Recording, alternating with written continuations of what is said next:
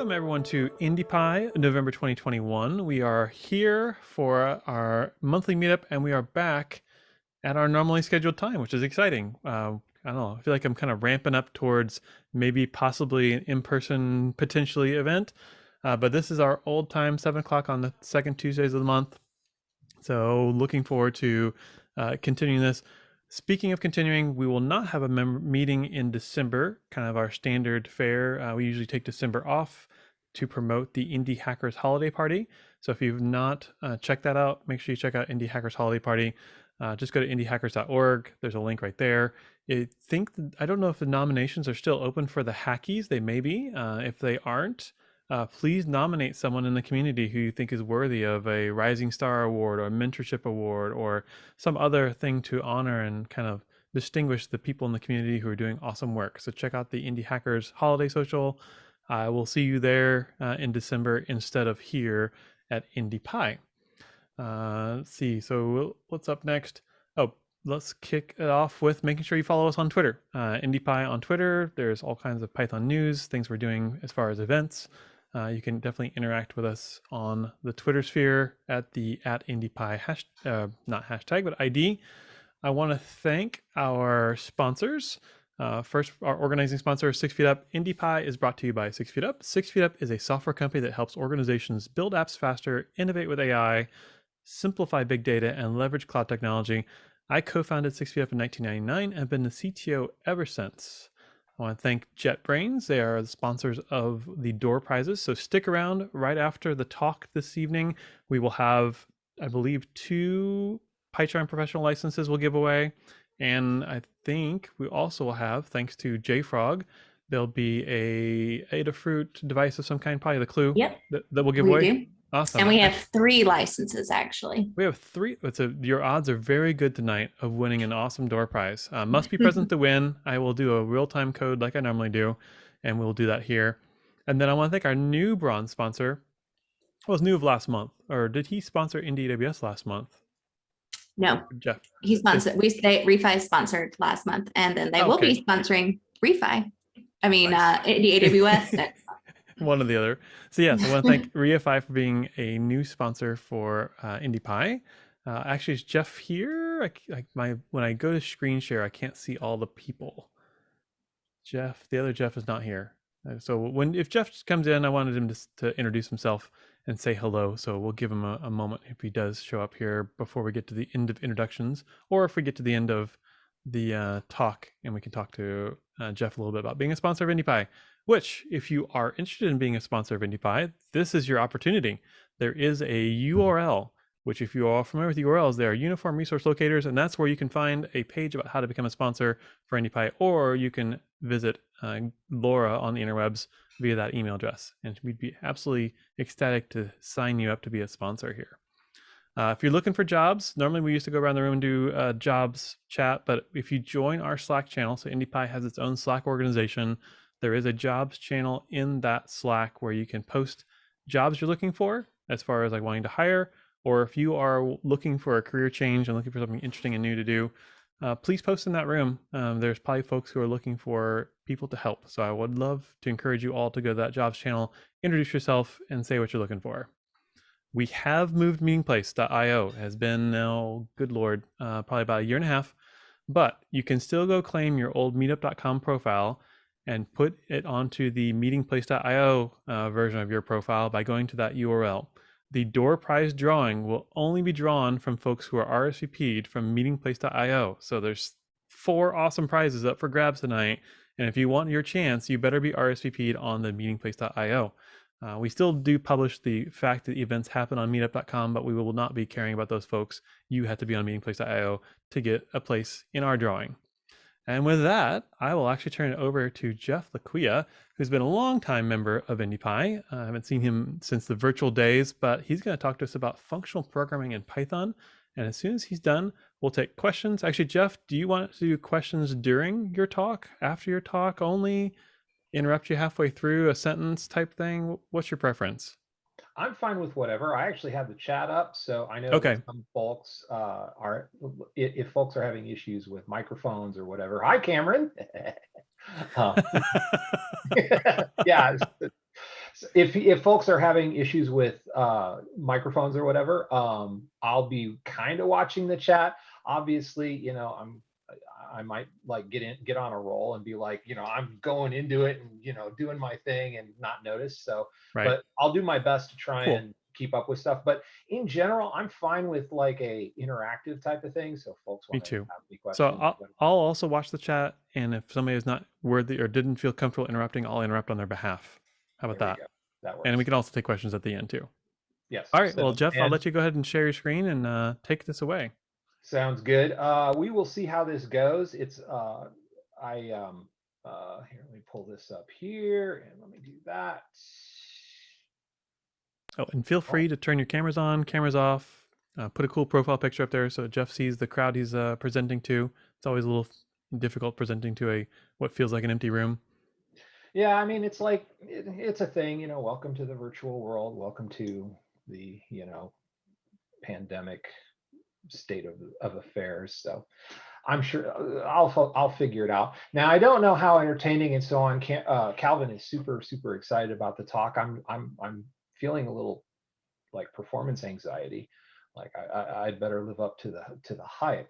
But yeah, when I was approached a while back and it was like, oh, we need a speaker, and and I said, sure, I can do it. And this topic that I've kind of had in the back of my head for a while.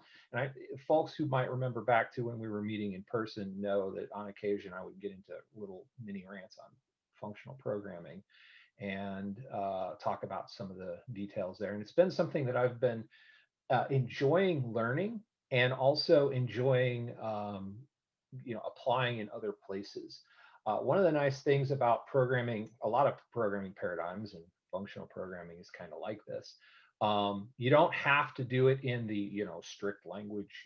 This is a functional programming language, so you can do functional programming. This is not, and therefore you cannot. A lot of what you learn in functional programming is very easy to carry over into programming in pretty much anything. I mean, it doesn't even have to be Python. C#, assembly language, Ruby, whatever it is. A lot of these concepts, some of them are just good programming practices in general, and some of them are just those kind of mind-bending things that can really help you overcome certain problems and write really good code. So let's see, we'll do that. So anyway, yeah, I guess with that, that's kind of my introduction to things. We'll see how far it takes us. This will be a fun little roller coaster ride, and like it or not, you're on the ride with me and I'm driving, so buckle up. All right. So the first thing I wanted to talk about was like, I'm sitting here talking about functional programming, and this functional programming thing is really important. It's a good paradigm and this and that. And people are like, well, okay, great. What is it? And other people may have heard some things about what functional programming is, and they might have heard some like, it's one of these things that often gets talked about, like people are like, oh, that's that weird thing where you do strange stuff and you can't do certain things, and this is difficult and that's difficult. And everybody who does functional programming is like some kind of math genius. They've got like a math PhD, and they talk about crazy stuff. So you have this whole quotes like this: a monad is just a monoid in the category of endofunctors.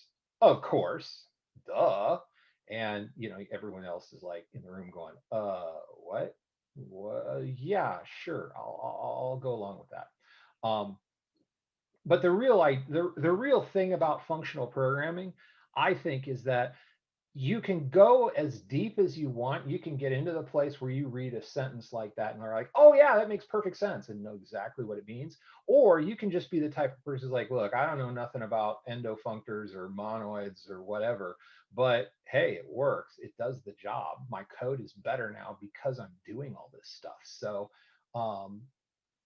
and that's kind of the level that I'm hoping that we can get to here, is not be all super scared about things, but basically be able to learn from each other and figure out some nice things. And the nice thing about this specifically when it comes to Python is that Python it doesn't have perfect support. Like a lot of functional programming folks will be all like, oh, it's not really functional, this and that and the other thing. It's not a pure functional language, and it does this wrong and it does that wrong and what have you. And it's like, well, yeah, but you can still do functional programming in Python. There's a lot of things you can do, and kind of keeping in the spirit of Python being practical. And it's like, hey, we're not going to beat you over the head with our little, ideas of how things should be. Um, Python does what it does. It takes certain pieces of it and says, yeah, you can do this, you can do this, and then doesn't go nuts about it. So if you don't feel like doing it, it's all fine. So anyway, that's my quick introduction to, sort of the basic concepts and the whole idea of don't be scared. It's not, it's, you don't have to be super scared of it. So, um, the, what a lot of people say is like the core definition of a functional and approach or functional programming is this notion of functions as first class objects. And what does that mean? Well, if you look at, for example, C or some other lower level languages, if you write a function in C, it's like a special thing, and it's different from a variable, and it's different from other types of, you've got the automatic variables that you declare inside the function. You've got global variables, and then you've got functions, and they exist in this way. And you can do a few things, but there's a sense in which everything is separate and everything has its own little place. The idea behind functional programming is to treat functions as actual like things, just like anything else that you deal with in the language. You have dictionaries and you have lists and you have, single values and sets, and you have functions. And functions just kind of fit in with all that stuff.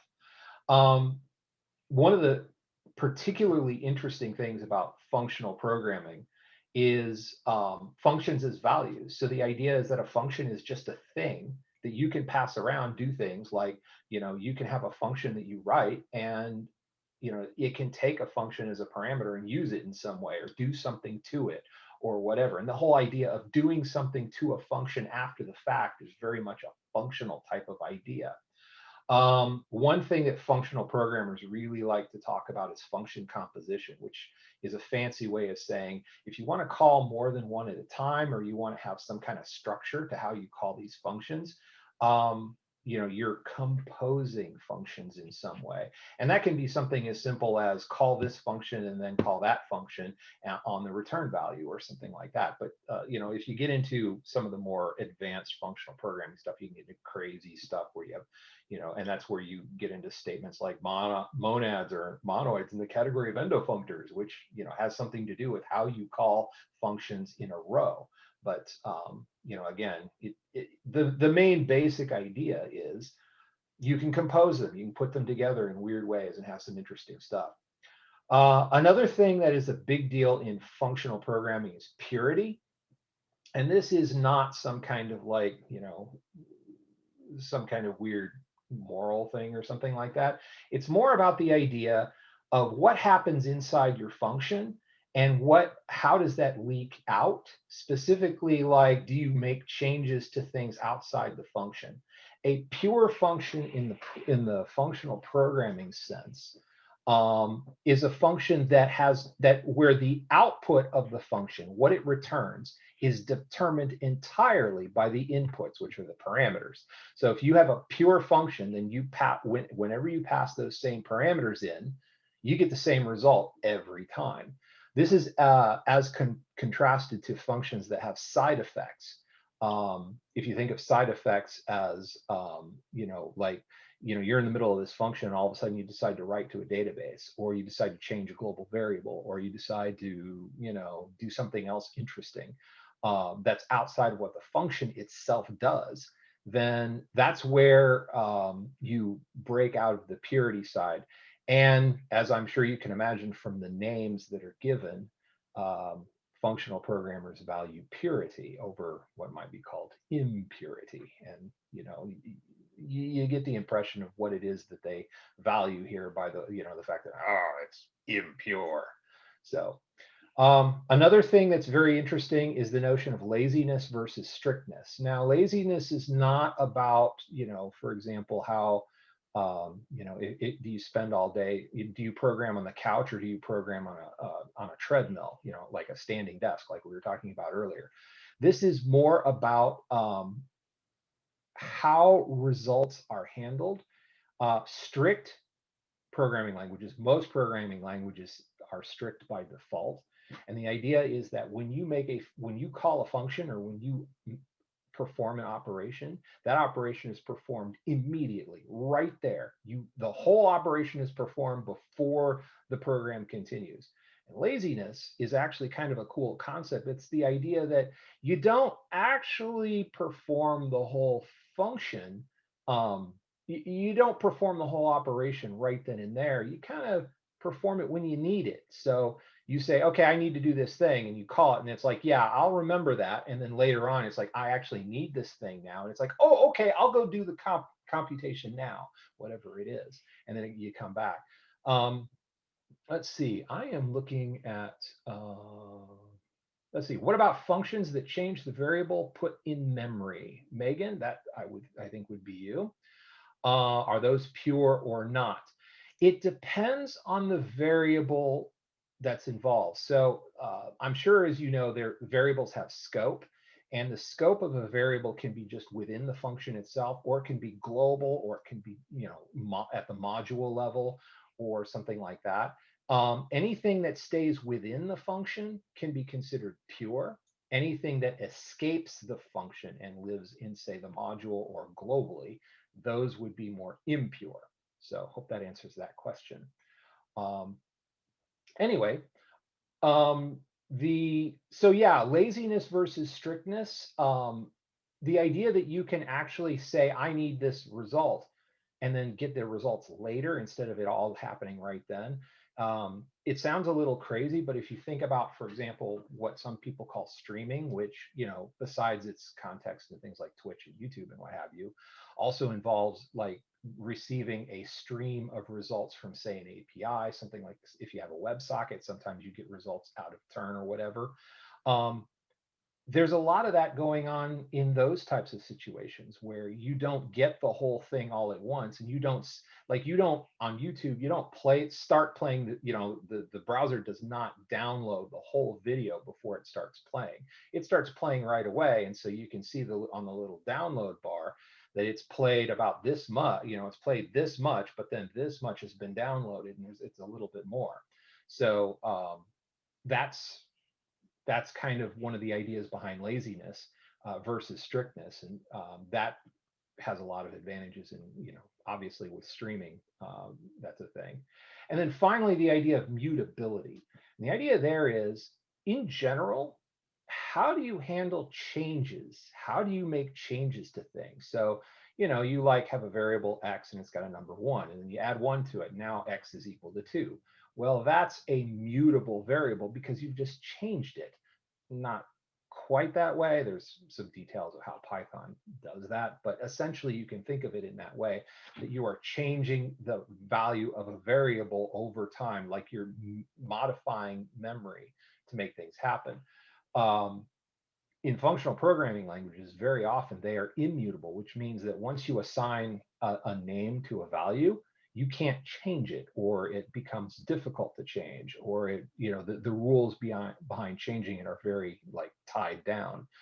And immutability has its, again, it has its own sort of things and stuff that it has advantages in some places, and we'll talk about that here in just a minute.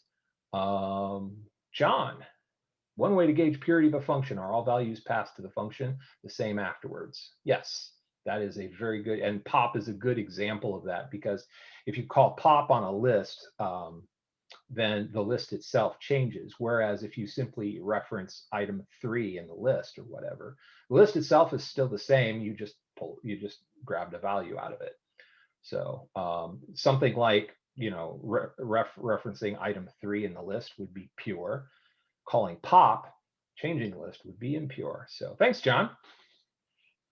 Very cool. Let's see. I will pause here for a moment, see if there are any other questions, either voice questions, or if you want to hit up in the chat. Yeah, feel free to unmute, speak up, or throw it in the chat. Anything? I think we're good to go. Awesome. Okay. Oh, okay. no, wait. Actually, no. David's got one. Okay. I find difficult to use functional programming in Python. Right. What would you think is the biggest issue, the biggest obstacle we have, and how can we overcome it? So some of this will be a bit of foreshadowing. So I talk about a few of those things further on in the talk, but in general, I think the main idea is that functional programming hasn't been super popular until recently. And I think when Guido was first coming up with Python way back in ancient history, everyone was talking about object-oriented programming. And so a lot of the core pieces of Python were built looking at things from an object-oriented point of view, which isn't wrong, but it's definitely a different paradigm. A lot of functional folks find object-oriented programming to be a bit strange. And of course, a lot of people find functional programming to be strange. So, the feeling's kind of mutual. So what ends up happening? So for example, the idea that you can change anything anywhere at any time, the purity problem, a lot of functional programming languages put very strict limits on when you can change things out from under when you can create side effects.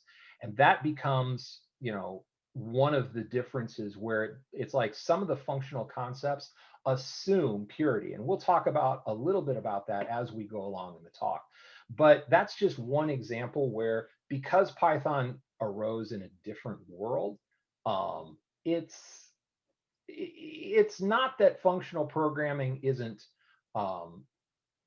supported at all. It's just that in some cases you kind of have to impose a little discipline on yourself. You have to write your code to expect to do things in a functional way. Python won't necessarily help you with that, and that's just the way it is. Does that answer the question? Yes, and I love the idea that we are going to talk more about it later. Excellent. I'm already doing good. I feel so happy. All right. Any other questions?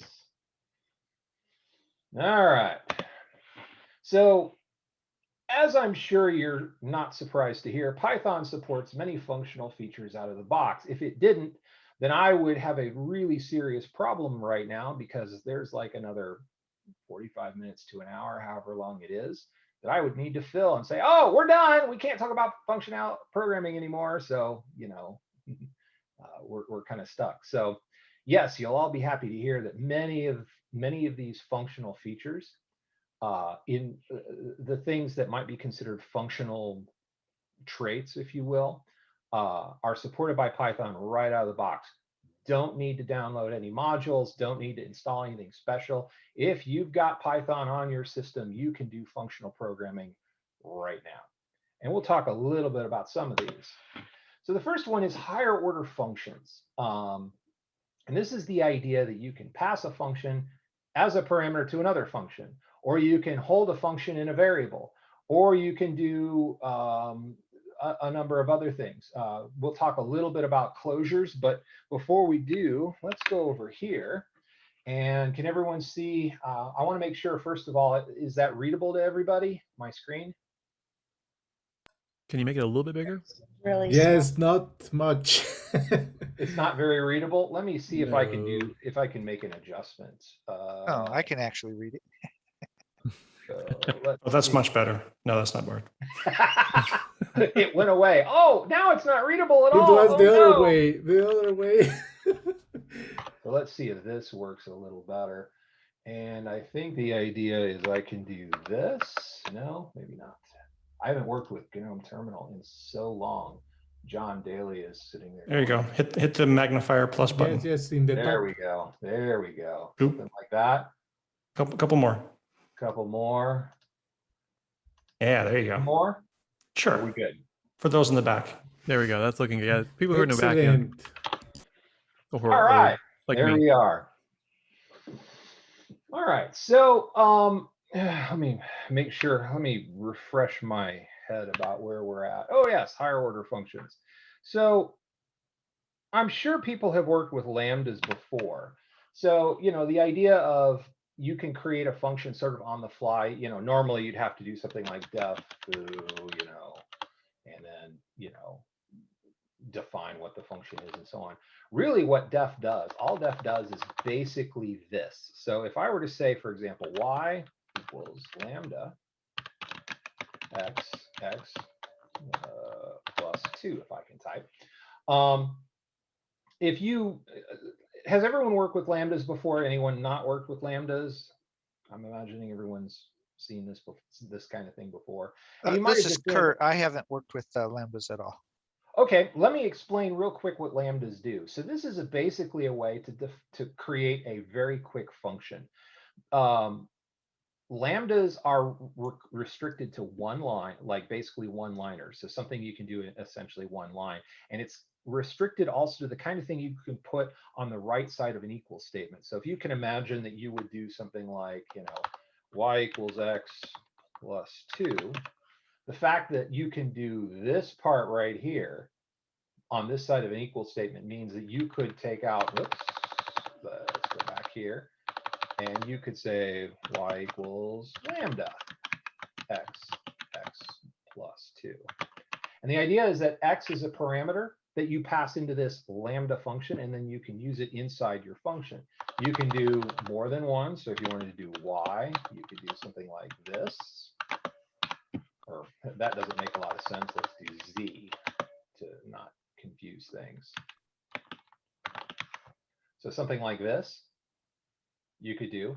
But I'm going to stick with one parameter for now. Does that answer your question? Yes, thank you. Excellent. So if I do this, y equals lambda x plus 2, it's just like, cool. So now what is y? Y is a function. And it's just like any other function. So if I say sorted, that's a built-in function. But they're both functions, just like a def function, or just like anything else. Though a lambda function is just a function, just like anything else. And so now I can do something like y3, and I get back a 5, and that works just like any function would. If you had done a def, def y colon, yx, return x plus 2. It's the same thing, essentially, doing this. And so that's an example of a lambda function. Lambda functions are huge if you talk in the functional community, if you talk to folks who program in Haskell or, Elixir or whatever else. They'll go on and on about lambda functions, and they even kind of get into weird terminology where they talk about various types of lambdas and stuff like that. But, here we are in Python doing lambdas, which is like, hey, we're functional. So the other thing that I wanted to talk about here, go back here, passing functions as arguments. So here again, we have a very simple example of this that you can do. Just, with Python, no special anything needed. You just got Python 3 and you're good to go. And that would be something like, and I just typed it earlier to demonstrate a point, but something like sorted. So sorted is a function that returns it takes an array or a list and it sorts it. So if we take a list and we do something like, z is equal to, foo bar and, zzx or ny, something like this. We've got all this stuff here, right? And now if we do sorted z, we get it back sorted.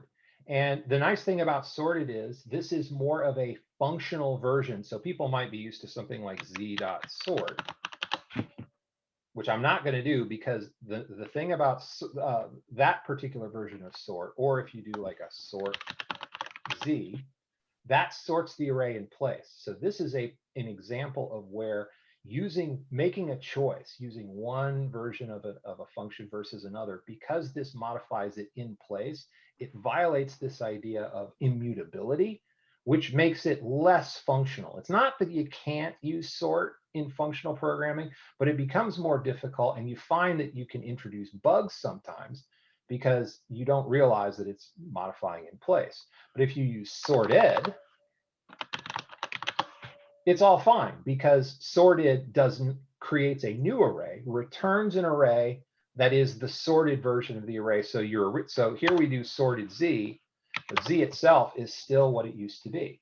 And this idea of leaving the old one in place and not making changes to it, but creating a copy and returning that with the results, the transformation that you wanted, that's kind of a hallmark of functional programming. So anyway, just a moment. Sorry about that. I'm going to,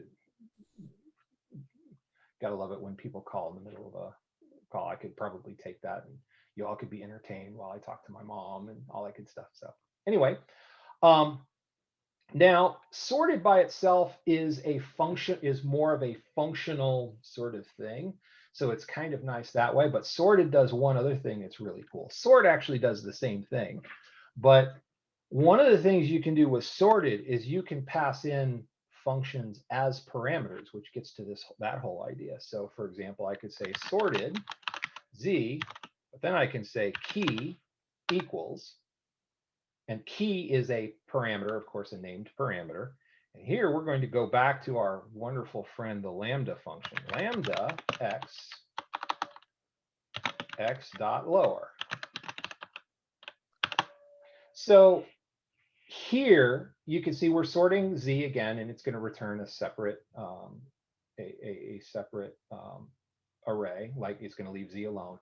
But in addition, we're modifying the way that we do the sorting. So if you'll notice up here, when you do a sorted, it starts with B and Z, and then wait, F is after Z. How does that work? And the reason for that is because in this case, it's using the order in the Unicode character set, which puts lowercase letters after uppercase letters.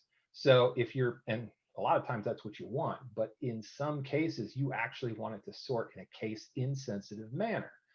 And so how do I do that? Well, you could write a function, def sort case insensitive, and you could do, I'm sure everyone could figure out how to do this in a more traditional manner.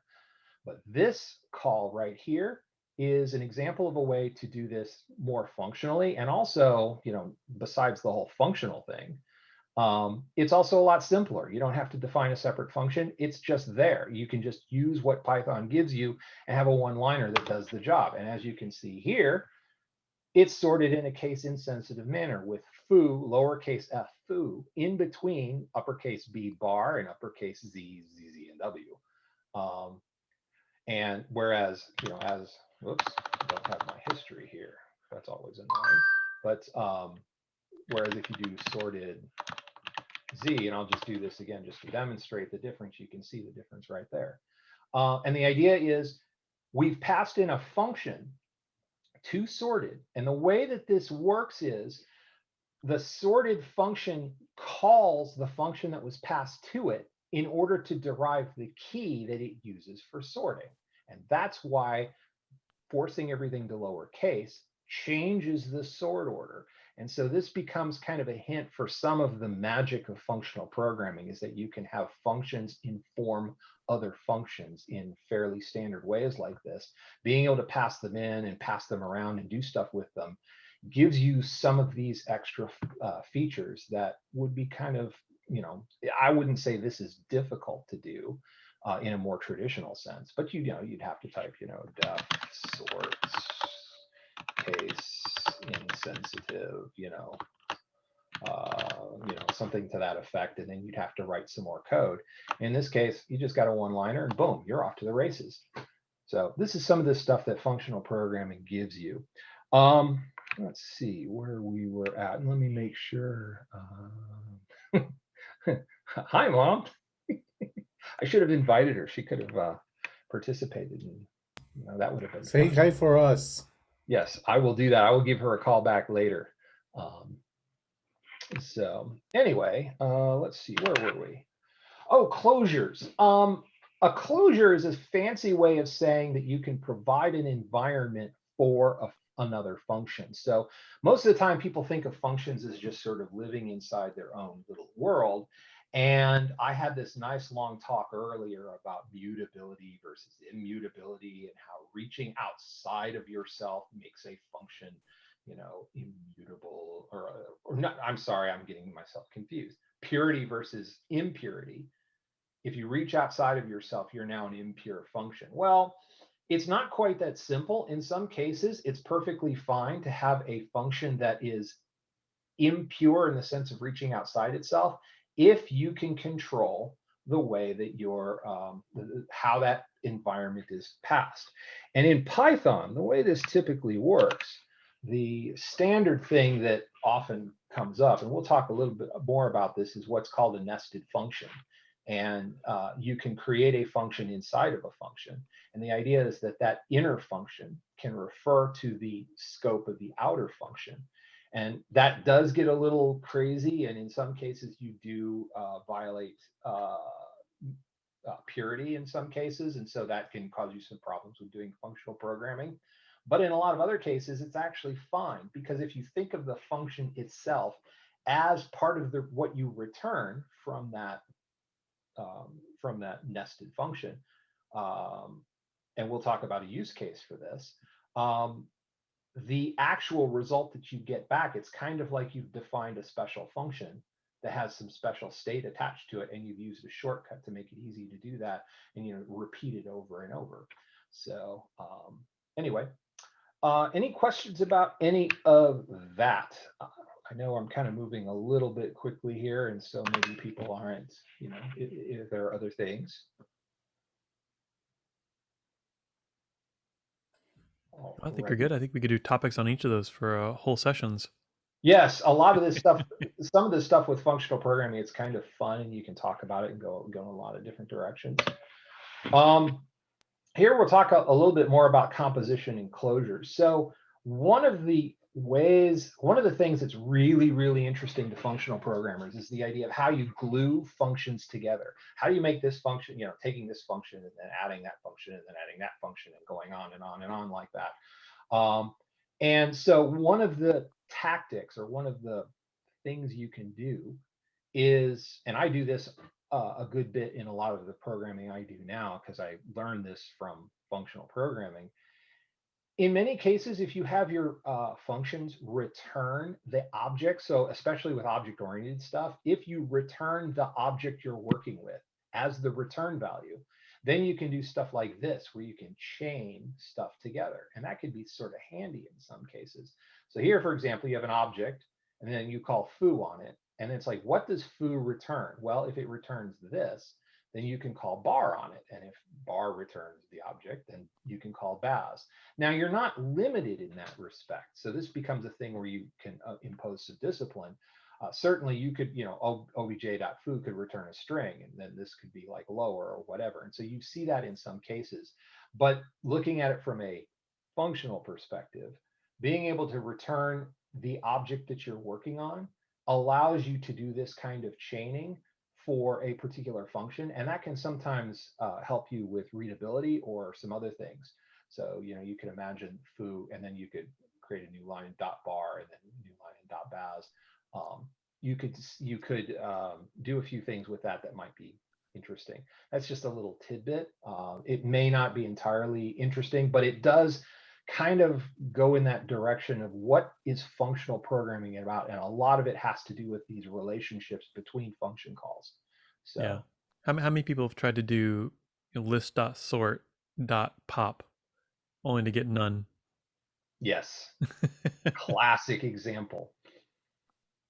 Because sort changes the list, and then pop changes the list again. And sometimes those changes don't, like, it's hard to predict how the impurity, like both impure functions, interact with each other. And that's why in some cases you can get those really unexpected results. You're like, what the heck? How did that happen?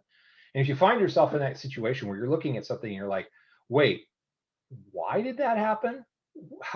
I just wanted to pop the first element after sorting it. Why did that happen that way? I don't get it.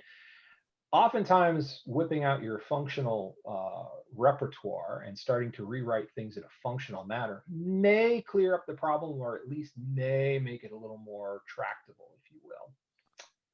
So anyway, we talked a little bit about nested functions and talking about the idea, and I can do a quick demo of that. Where am I? Here I am. So you can do something like def foo def bar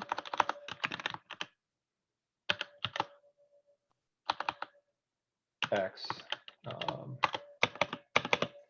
return x plus 1, just for grins. And now in here we say return x, or return bar. Let's just do that. Now if I call foo, what do I get back? I get a function back out of foo. So here, this inner function gets defined and returned. And so now if I call, and this is going to look kind of weird, if I call foo 1, I get back a 2. And that looks kind of strange. If you haven't done nested functions before, and especially returning a function from another function, that can be kind of a crazy thing to think about. But a better way to think about it might be to say something like, you know, y equals foo, and then you can call y2, and you get back your 3. There you go. So it's kind of the same thing as doing a lambda, only in this case, we're building a more complex function inside another function and returning it. And one of the things that's really interesting about that, I'm going to redefine foo, def foo 3, x, def bar y, return y plus x, return bar. All right. This is one of those places where you're playing some of the games with purity. You're kind of skirting the edge of what purity really looks like, because if you look at bar, you say, oh wait, it's talking about x here. X reaches outside of the function, so bar is impure, bad function. But keep in mind that this is actually more like what you might call a function factory. So you're essentially writing a function that creates functions on the fly and returns them to you. So for example, you can imagine if I did a y equals, or let's go with a just to keep things less confusing. Foo 2. Right? So I'm calling foo with the parameter 2 and assigning that to a. Now, a is the same type of deal. It's the internal function. Now, if I call a 3, can anyone guess what will be returned by a3? Anyone want to guess? 5. Let's try it. There you go. So this becomes a way to essentially create functions with additional parameters and save them in sort of like an interesting way. And a lot of people might ask, well, why, this seems like a fairly convoluted way to do things. And so like, for example, why couldn't I have just said def foo x comma y and then defined it that way? That seems like it would be a lot simpler. And that's true.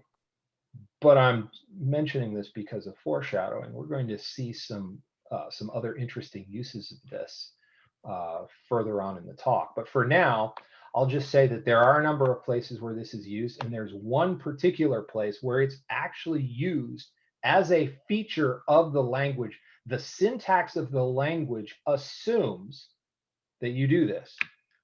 And what I'm talking about here is a decorator. How many people have used decorators? A number of people, I'm sure. You've probably done stuff like you're in the middle of a class and you're wanting to define a static method. And so you just do @static method, and then, well, so all of a sudden you don't need to do self anymore because it's just self-contained. You're like, how does that magic work? How do you actually write decorators? How many people here have actually written a decorator before? Anyone? I have at the Okay, Great Rose Holman software engineering class. very cool. So were you able to write a decorator? Like I'm imagining you got it to work. Were you able to write a decorator that takes parameters? Let me talk for Cameron. He did. Very cool. So the reason I bring that up is that decorators, typically the way that a decorator works, you define a function that takes a function as a parameter.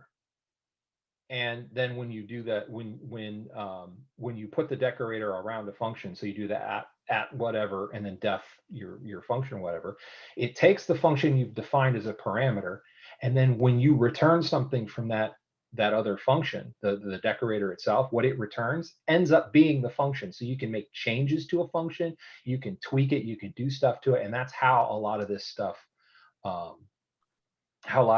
works. Now, the interesting bit about that is if you want, because the function returns a parameter or takes a function as a parameter, if you want to provide a decorator that takes parameters, you've probably seen that before where you have like, here, let me do this. If you've ever seen something like, and I'll just do this, you know, some decorator, you know, A, comma, B, you know, and then def foo, and then on you go. If you've ever seen this kind of syntax, and you think, okay, some decorator, like normally, and you know, that's going to fail. But if you do, you know, people might be used to seeing some decorator, def foo, and you'll notice that there's no parameters passed, and that's because the decorator itself is expected to return a parameter. So then the question becomes, well, how do you get this to work? How is this possible? Because you're passing in the parameter, but you're also passing in these other parameters, and how does it make sense? You know, all that stuff. And the answer is you use nested functions like this. So the way that some decorator would be defined, and if we were to define that, def sum decorator, A, comma, B, right? You'd say def inner, you know, func, and that is the function that you pass in. And then, you know, you do something interesting. Here we'll just make this a no op. So we'll just return the func, you know, return the func sounds like maybe this is the time to cue in the internet DJ. But anyway, and then, you know, here you would say return inner. And there we've defined a decorator that can take parameters. And you can see what happens is, because we've, you know, defined these parameters, and we don't use them in this case, so this is a little bit, you know, interesting, but we could have used A and B inside of inner. And then when we return inner, we're returning this inside function just like we do up here. And that becomes the actual decorator that does the work of decorating the function. And we can use A and B and take those into account. So that's how you write a decorator that takes parameters, which I'm sure you didn't expect to learn anything about like actual Python syntax when talking about functional programming. But this is one place where Python makes explicit use of functional concepts in order to implement a feature that everyone finds useful. So anyway, I will pause again for any more questions. All right. But Was that the inner talk? That was the inner talk. But it's the decorator functional programming is not changing the function. It could, and that's part of the magic of a decorator. Decorators very often will change the function on the inside. So for example, static method. if you think about the static method decorator, normally a method on a class requires, like the first parameter that's passed in is the self parameter. And that's just the way all functions are inside of a class. But if you use the static method decorator, that disappears. Well, how does that happen? Well, there's an inner function that's created as part of static method. And what it does is it basically strips off the self, like it throws it away, and then calls the original function. So that's how it can do magic, like, you know, making the self parameter go away, is by essentially modifying the function to make it do different things. It doesn't have to be that you modify the function itself, although that is possible. It's more like you modify the circumstances. It's like creating a little wrapper around that function to make it do slightly different things. So anyway, and I see that Cameron has done a decorator talk, so that's cool. Definitely check that out. If it's Cameron, I'm sure it's awesome, because everything Cameron does is awesome. So, all right, we'll move on. Now let's talk about side effects. And this is that whole like purity versus side effects type of thing. And as a sort of side note, side effects become and have been talked about as one of the most dangerous traps in programming, because I'm sure you had the experience before where you have a function that maybe you didn't write, or you wrote it a long time ago and you don't remember how it works. And it's like, add two numbers, and then it turns out that it writes data to the database and puts a window up on your screen and maybe like formats your hard drive or something. And you're like, but all I wanted to do was add. It just said it was add, and now it's doing all this other crazy stuff to my system. How is that even a thing? And that's the magic of side effects.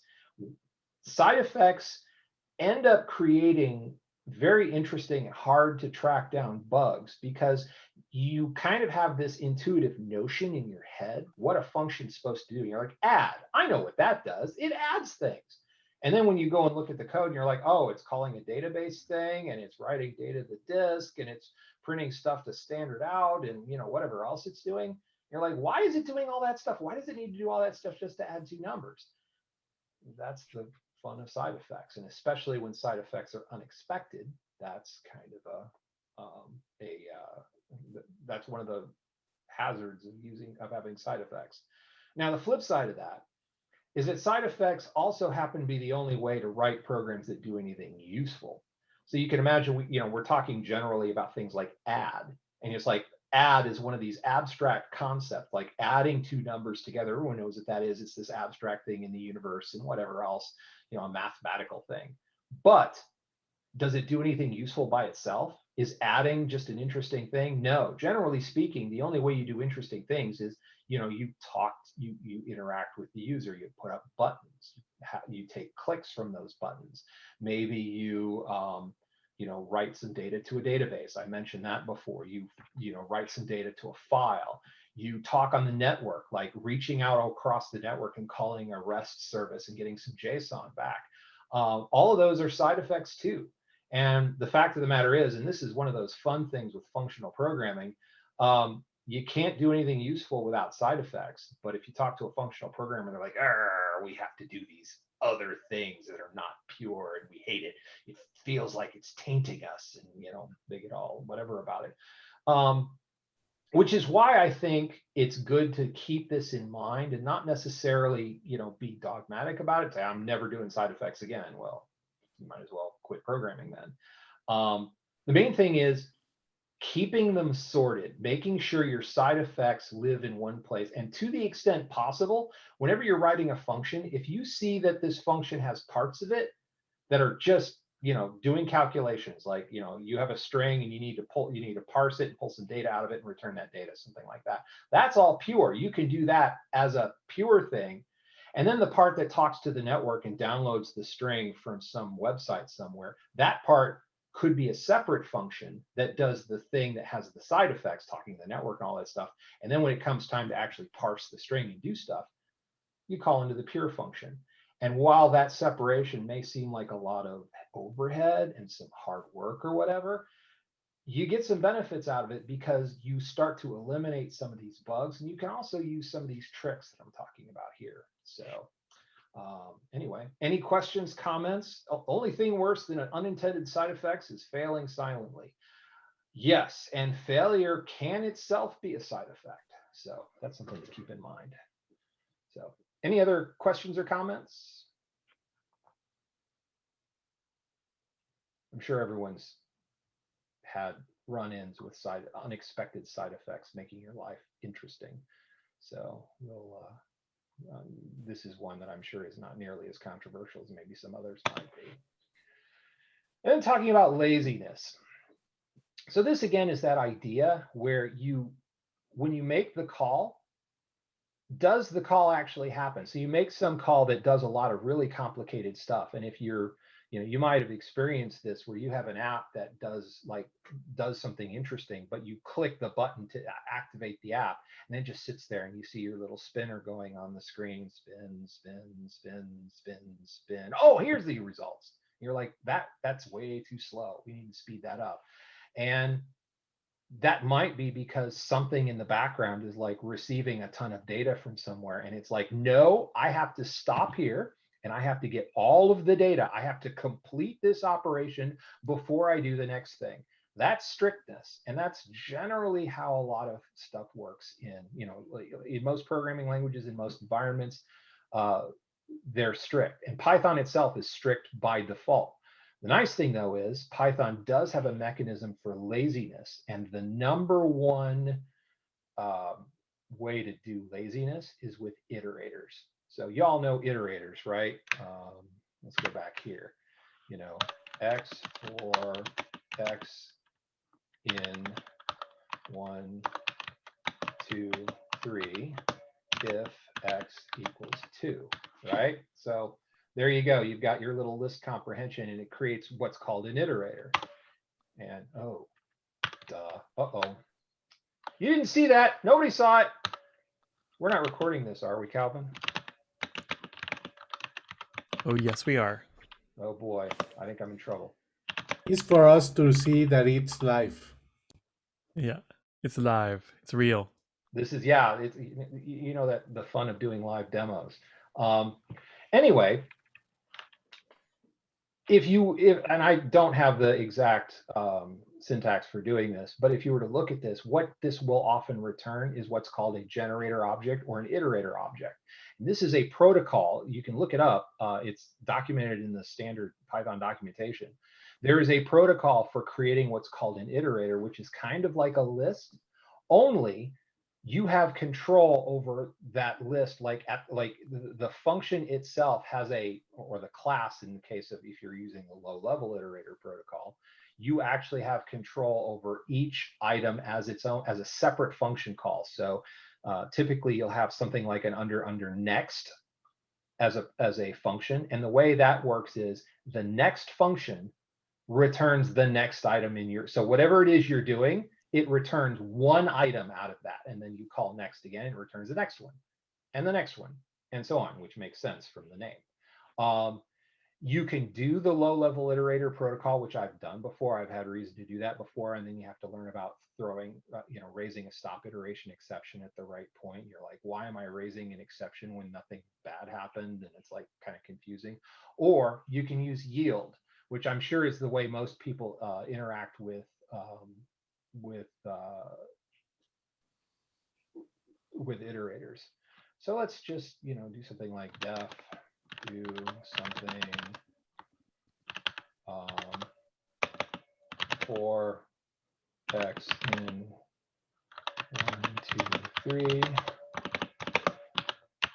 yield X, right? This is fairly simple, and this is kind of a no-op type of thing. So now we've got this do something thing. If we call do something, if I just call it right here, that's what I get back, a generator object. And the idea is that I don't actually get back my results. You'd expect that I'd get 1, 2, 3. Now, if I do something like this, list do something, if I could type, there you get your list. But what's happening here is the list call translates the iterator into a list and actually forces it to be strict. This is kind of a way to take a lazy function and make it strict. But otherwise, if we do something like, y is equal to do something. Now, you can do something like next y, and there's your 1. Do it again. Do it again. Look at that. And now if you do next y, there's your stop iteration. So there you can see the iterator protocol in all of its glory. But most people aren't going to do this. What most people will do is something like x for x in do something. And there you get your array as well. So having, or you can do something like for x in do something, print x, and there you get that. So, you know, you use the iterator protocol. But the idea is, and the reason this is lazy is that if we go back up here, when you do a yield, you've essentially stopped processing at that point. So you're not having to go through the entire array and do everything before do something return. You essentially get a special like shortcut. Hey, I only want the first thing you're going to do. I only want the second. I only want the third. I only want, you know, this many. And if you're sitting there thinking in the back of your head, yeah, it would be nice, but it actually only returns one thing at a time. I don't want to have to do next, next, next, next, next, next, next. We'll get to that. Or maybe we will if I have enough time. Calvin knows I tend to be somewhat long-winded, so I apologize in advance. Whoops, let's go here. So the other thing I want to point out here is that tools that surround iterators very often have a functional flavor. So you talk to functional programming folks and they talk about things like map, or they talk about things like you know, filter, or they want to talk about some of these things that you do where you apply a function across an entire list of things or whatever. That's in functional programming languages, that makes sense. The whole, you know, I mentioned my quote at the beginning, that was all fun. See, I'm going to teach you what that quote means by the end of the talk, maybe not, but at any rate, the idea of a monoid. A monoid is a fancy way of talking about something that basically looks at a group of things and acts on them individually. That's basically an iterator. And that's why a lot of what, when people talk about functional programming in Python, iterators come up a lot. So that's a thing that's kind of interesting. Let's see. And then we talk about immutability versus mutability. I think we've gone over this, but the idea is that while this isn't strictly speaking a Python language feature, it's a principle that, again, kind of like purity, it's the kind of thing where you can avoid bugs by programming in a more functional style and being more immutable. What do I mean by that? The idea is that in general, if you can avoid modifying stuff in place and instead create copies of things and return those, that will sometimes be a good idea. Now, I say sometimes because I'm sure a lot of people who have any experience in this know that anytime you create a copy of something, you're creating overhead and your program will be slower than it would otherwise be. In some cases, being mutable and violating this principle is kind of necessary because, you know, you can't take forever. You've got to be able to run in a decent period of time. But if you're not in a situation where performance or memory usage is at an absolute premium, very often writing code that doesn't do doesn't modify your parameters in place, or, you know, use things like pop or sort or whatever, sometimes will get you out of situations where bugs happen. And, you know, the sort versus sorted thing is a classic example of this. Sort is going to be faster than sorted because it's sorting the array in place. It doesn't create a copy. Sorted essentially creates a copy. You end up with two arrays, not just one. And so that's one of those places where you kind of have to do the trade-off. So, you know, we talk about mutable data structures. If you've looked at things like list or dict and you see like copy and deep copy as things, these are places where you can create a copy of a data structure very easily. And you get into things like how deep do you go? So like copy will just simply copy the first layer. So in a dictionary, it just creates an identical dictionary with references to all the same objects inside, versus deep copy, which actually iterates down and creates copies of everything that it finds inside the dictionary. This, in the functional programming world, I think they call this, weak head normal form versus something else that I can't remember off the top of my head. But at any rate, that becomes an easy way to do that. But again, you have that same trade-off: immutability and perfection in terms of making sure nothing gets changed out from under you, versus performance. Deep copy is slower than copy because copy only does it at one level, whereas deep copy digs all the way down and finds all the references and makes copies of all of them. So, but these are some other principles. Modifying in place versus returning a copy we've talked about. And then the whole idea of global variables. So we all know that global variables are dangerous and bad. Setting a global variable and then referring to it throughout your code is like a thing. You end up like basically something modifies it in a way that you didn't expect, and boom, all of a sudden you've got a bug. That's always fun. Mutating function parameters can kind of be the same thing because it's the same type of deal. You're modifying something outside your function, and you can't always, it's sometimes silent, and you can't always predict where that function call is going to go if you have anything like a complicated program. So those are just some tips there. So I think we will move on here in just a minute, but before we do, I will pause for questions. Yeah, I think the mutating function arguments is not always obvious, because if you have a named argument in your function and it's a mutable type, like a list, like maybe you put a sentinel value of an empty list in there as a default parameter, you can actually mutate that in your function, and then subsequent calls will use the mutated copy. Yep. So this whole thing. So what happens when you call, var 1, 2, 3? It didn't actually return anything because technically speaking, we didn't return anything, which by default, that means it returns none. But if this array was something we'd refer to somewhere else, we call bar and we think, oh, something interesting is going to happen. I'm going to do something interesting. Maybe this is something that calculates something on it.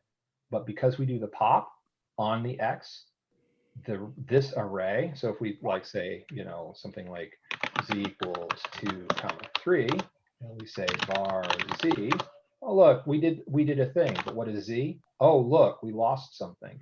We didn't even realize it. No hints. Well, the same is with default parameters, right? It can be. Default parameters are sometimes useful, but what I'm saying is that if you assign a default value to a then you can mutate that, and yes, very unexpected that is results. And it's I would say that's probably one of the, let's say, most unfortunate things about about Python semantics. Mm-hmm. Very much so. If you do something like, if you have a reference to an array, like a global variable, sometime again, global variables, and you make it a default, and then you modify it, that means you're modifying that default value for all the functions that use it. And that's kind of a bad thing. So in general, it's a bad idea. Like defaults should always be, you should always do something like def as, arg equals none, or arg equals, a string. These are immutable. So when you pass something like none or a string, or if you pass 3, nobody's going to be redefining 3 in your code. At least you hope not. If someone figures out how to make 3 different, good luck. You're going to have a very interesting time with that program. So, all right, good comments, good points. I'm very much appreciating this. Although I'm sure Calvin is getting nervous about the time. All right, we will go through quickly. Calvin just needs another beer. But I was gonna say I probably just need a refill. We can go all night. There you go. See, the fire has already changed to blue. Yeah. By the time the talk is done, everyone will be feeling really good, but no one will remember what we were talking about. So, all right, let's talk about some tools. These are things that are provided. So a lot of this that I've talked about so far talks about Python features and parts of the syntax, the way Python works. Python also provides some tools in the standard library. Iter tools. How many people have worked with iter tools? Iter tools is fun because iter tools takes iterators, and this gets to one of the things I referred to earlier. If you're thinking about an iterator, and you remember I was talking about how, oh, I don't want to have to do next. I want to, I want to do something else. Like I want to do, for example, let's take, how do you take a slice of an iterator? And the answer is, well, you can't really do that, except that you can. Look at this right here. Whoops, let's go back. Look at that there, iSlice. You can actually slice an iterator. And the way this works is it creates a new iterator that takes the old iterator and runs through it, but it's got some parameters in it. It's like, okay, skip the first few, then return some, and then you're done, and just throw it away, and you're done. So you can actually do slicing on an iterator using iter tools. You can split an iterator. So you end up getting two iterators that have the same contents, that act the same way. And the idea is that it's still lazy. So of course, the first time you hit it, you're going to be hitting it and doing, it's going to actually execute each of those types, but then it caches it in the background. And then the second iterator, when it hits it, it just returns them this fast. But then you can do interesting things with each of those. So you could maybe use some of these other things. You can use chain, which merges them. So if you pass a couple of iterators to chain, it'll go through the first one, and then when it's done, instead of stopping, it'll go to the second one and do that one, and then it'll go to the third one and do that one, and takes all the iterators and just kind of mushes them all together. You can do things like drop while and take while and stuff like that. These are just a few examples of the kinds of things you can do. And if I go here, this is where I was. Yes, we go to iter tools. Here it is. You can see there's a ton of stuff in here. You can do counts and repeats. Accumulate is very interesting. You can do some crazy stuff with that. Compress, you can drop stuff out depending on like another, you can take an array of results and use that to eliminate parts from an iterator. Group by looking at keys, like that key function that I used before. Pairwise matching, you can do star map, which uses this is kind of fun. You can use a function and call it against all of the items of the iterator and return another iterator. And the nice thing about these is these don't return lists, they return iterators. So to the extent that your original iterator is lazy, like it doesn't process everything all the way, all of these will also be lazy. So you're not necessarily committing to calling all of that stuff out. The wrappers all respect the fact that you want this to be lazy. So, calling star map doesn't mean you suddenly make a bunch of function calls. It simply waits, and it waits for the iterator to return something and only executes that at the proper time. So anyway, there are lots of descriptions for this stuff. And the one thing I wanted to point out is at the very bottom, there's a bunch of recipes for things you can do, some very cool things. And then also a reference to this, which is an external library, but more iter tools, which gives you it's the same idea, but working on that. So you can do things like take, return the first n items, prepend, like you have an iterator that hasn't been executed yet. I want to tack on this value at the beginning. Tabulate, tail, consume.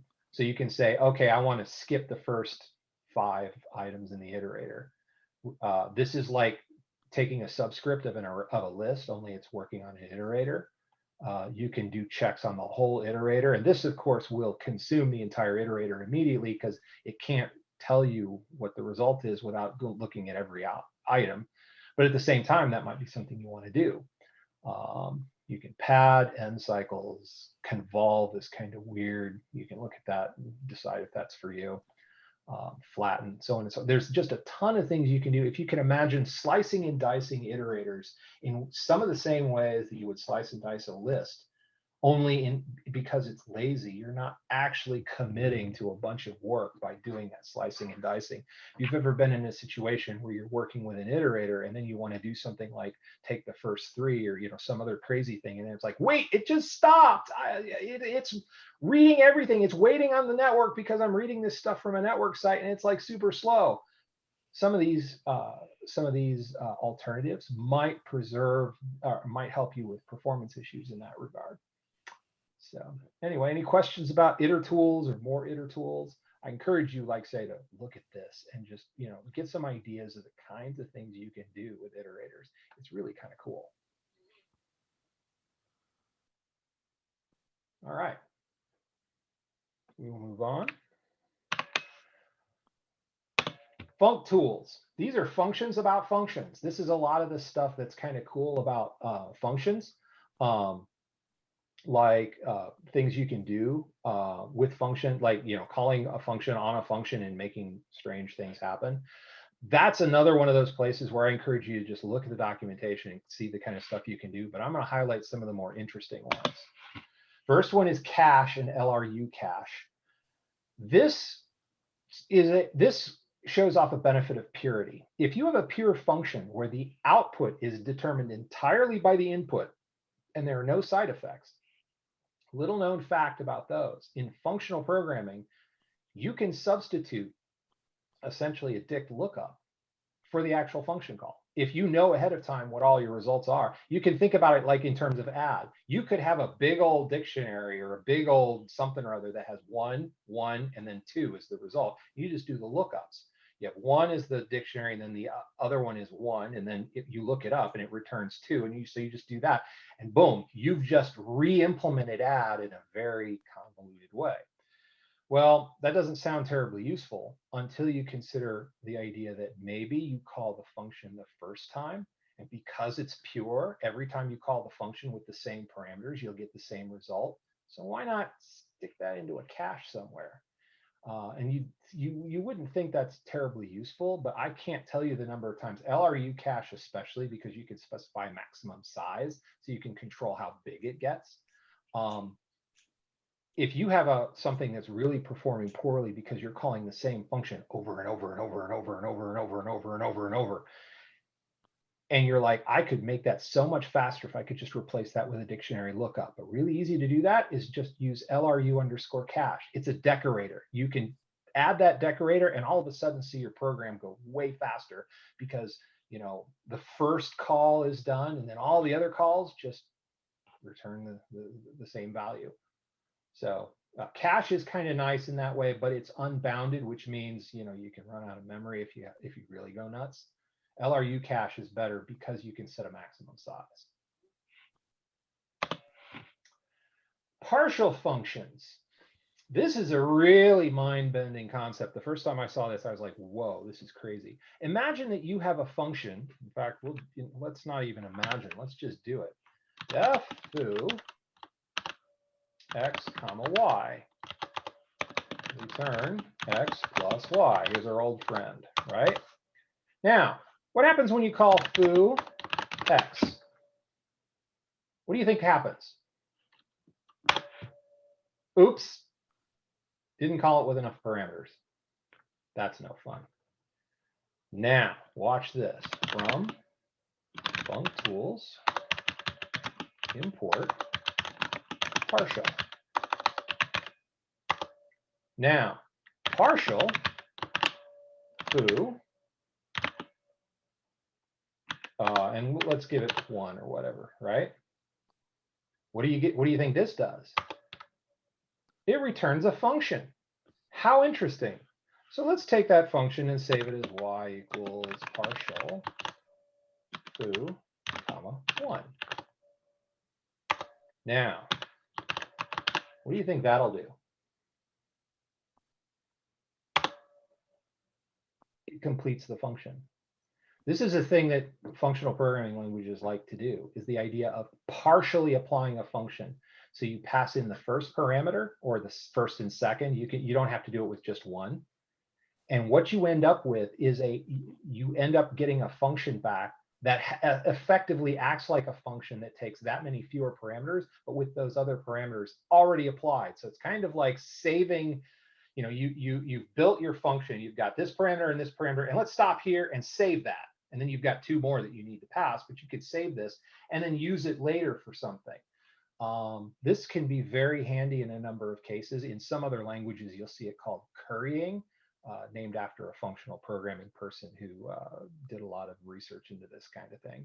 But you'll see people refer to it as currying. But the idea that you can pass in functions, you can pass in partial parameter sets, and then it not just be an error, you can actually keep that around and then apply the rest of them later. It's kind of cool. Is there a performance implication of having and doing that with a partial, or is it a readability thing? I mean, I've seen it, but I just wondering if it's not too clever sometimes. Well, you do have to be careful because, of course, you need to keep track of it. Like, okay, you've got this function that you've created with partial.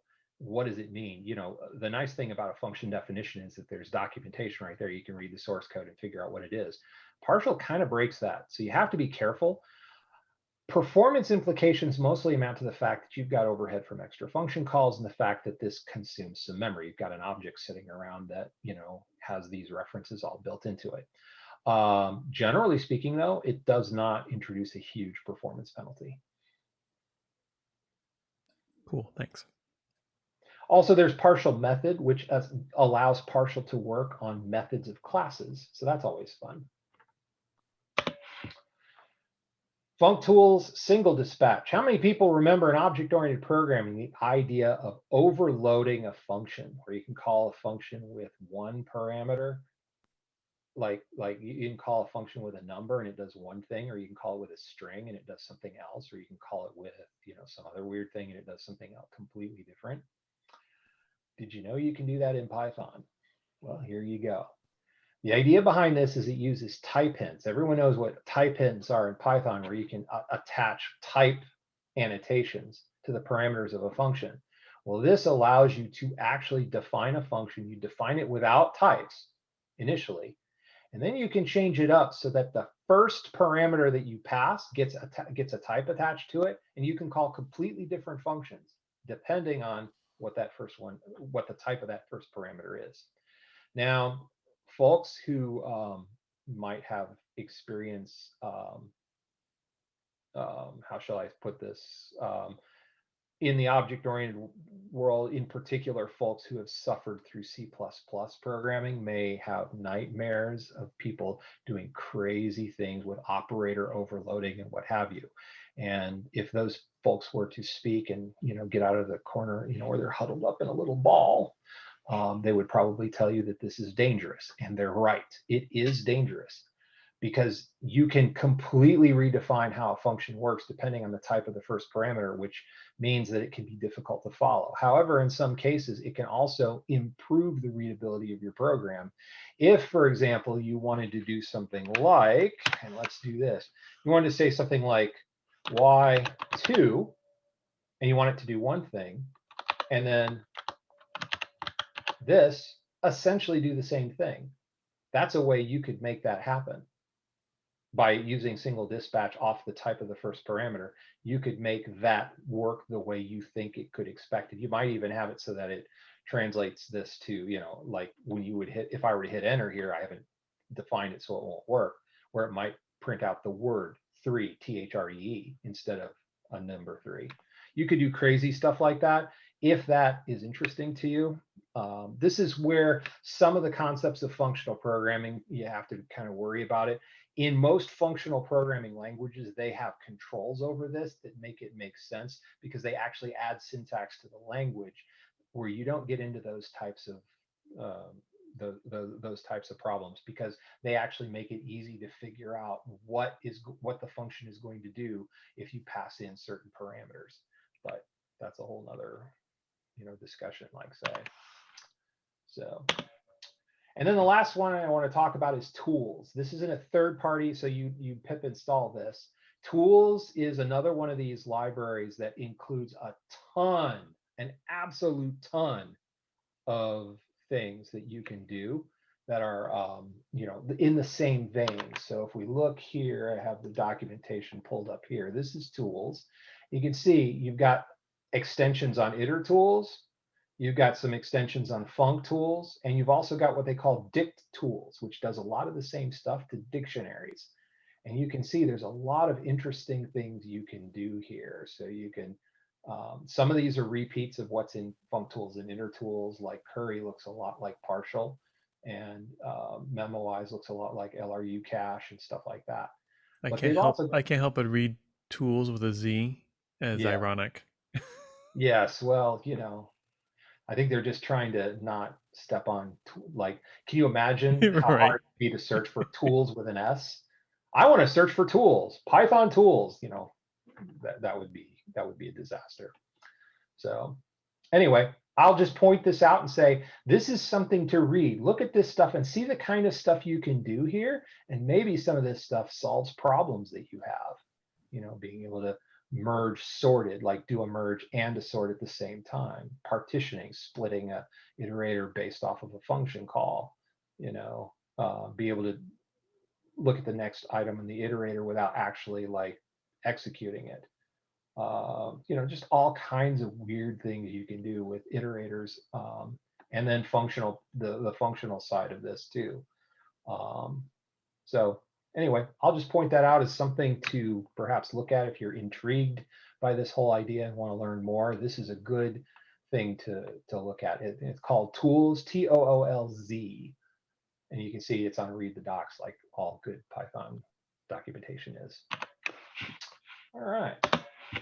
Some takeaways, and I know we're going a little bit over, but I'll be very quick. Good programming practices are important, functional or not. Functional programming in the final analysis is supposed to help you make better code. If it doesn't, don't do it. So, you know, some of the stuff that I talked about at the end, which was a little bit dangerous, don't feel like, oh, it's functional, therefore it's perfect, it's always the right thing. No, keep your head about you. Make sure you write good code, whether that's functional code or object code or imperative procedural code. Terrible. No, not really. You know, you got to do side effects. So sometimes that's what you got to do. And that'll violate some functional principle, but who cares? You're getting your job done. There's something to be said about being practical. This is the same thing said a different way. Don't devote yourself to the esoteric details of functional programming as a, you know, are we sure that this is monadic or should it merely be applicative? Well, that's the kind of discussion, the academic discussion that very often just devolves into a flame war and doesn't really get a lot done. Always be practical. Keep it simple. Don't, you know, in C++, especially if anyone's done that, hi, John, the C++ can, you know, you can get into people who just use the features, overuse the features, and create these monstrosities of programs that are so difficult to understand. It's like you look at this code, you don't even recognize it as C++ anymore. So, you know, there's that. And finally, our favorite part, Python makes it easy. In general, I think we all know this, preaching to the choir, but one of the nice things about Python, one of the reasons why it's the most popular programming language out there nowadays, is that generally speaking, they try to make everything simple as it can be, but no simpler. So you can get things done, you can understand it, it's as readable as, you know, you can abuse things and get into trouble, but generally speaking, they try to make it so that the easy thing is the thing, you know, the more understandable thing, the right thing is also the easy thing to do. And so it is with functional programming, I think.